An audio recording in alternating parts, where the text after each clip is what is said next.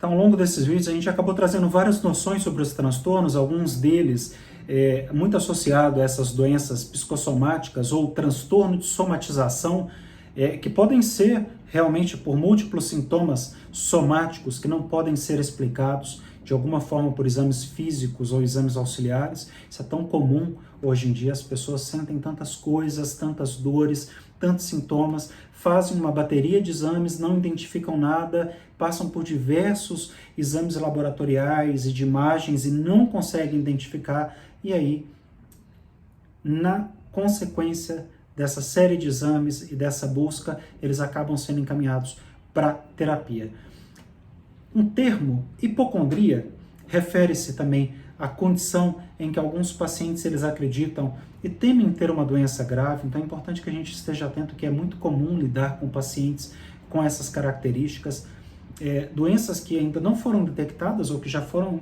esclarecidas que não existem, né? Interpretando erroneamente alguns desses sintomas sintomáticos ou somáticos que eles apresentam. Convicção essa que persiste apesar, como eu comentei de algumas vezes, as avaliações dos próprios médicos e das garantias médicas falar que não tem nada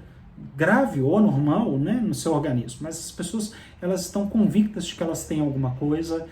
e elas não só sentem ou vivem essa convicção, mas como buscam muito refúgio ou tratamento para esses sintomas através da automedicação, o que também representa um perigo para os nossos pacientes. Então, a presença de dor, né,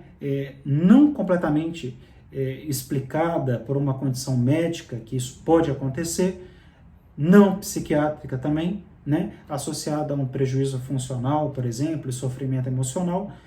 e também com essa relação causal plausível, né, com fatores psicológicos caracterizada pelos transtorno doloroso. Então, é importante que a gente também entenda que a gente está falando de presença de dor ou do transtorno doloroso, que também não vai ter outras causas ou explicações. Então, por isso fica até um pouco difícil diferenciar uma coisa da outra e por isso muitas vezes é tão importante o suporte de um profissional, de um médico qualificado como o psiquiatra, para revisar a situação ou o atual estado mental desse paciente. A disfunção fundamental nos transtornos dissociativos, que também podem acontecer, consiste, por exemplo, na perda do paciente do sentimento unitário, né, de si mesmo como ser humano único, como uma única pessoa, uma personalidade básica. Isso pode acontecer em função de conflitos em relacionamento, de algum trauma, de algum acidente. É muito comum essas questões. A gente vai se deparar também com outros tipos de abordagens, de classificações, como a anorexia, a bulimia, né, outros tipos de transtornos relacionados também aos transtornos alimentares. Então, toda essa gama de conhecimentos são importantes, são válidas e são relativamente, como que eu posso traduzir isso para vocês? São relativamente úteis quando nós estamos com o paciente num processo de entrevista, de anamnese, né, em que nós estamos conhecendo o paciente, entendendo o histórico daquele paciente, fazendo aquela primeira entrevista inicial, depois efetivamente anamnese com esse paciente, entendendo de fato quais são as suas neuroses, quais são os sintomas que ele manifesta, se ele passa por tratamento psiquiátrico, se ele toma algum medicamento, se ele não toma, se ele sofre de algum desses transtornos, se ele tem algum sintoma que remete, por exemplo, aos transtornos alimentares, compulsivos, obsessivos. Então, todos esses conhecimentos, toda essa abordagem, essa contribuição da psiquiatria, ela é muito útil para nos ajudar num primeiro pronóstico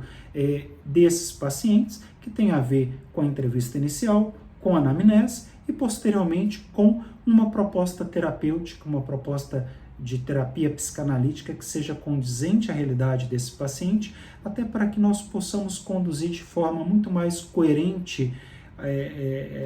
a relação terapêutica com esse paciente e que possamos auxiliá-lo de fato nas suas reais demandas, nas suas reais necessidades,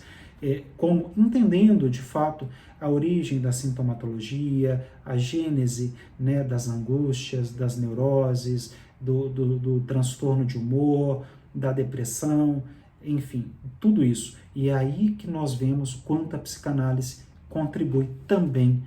para a psiquiatria nesse processo de investigação do inconsciente, principalmente para explicar aqueles sintomas ou aqueles transtornos que não são explicados através dos exames médicos laboratoriais, de imagens, etc.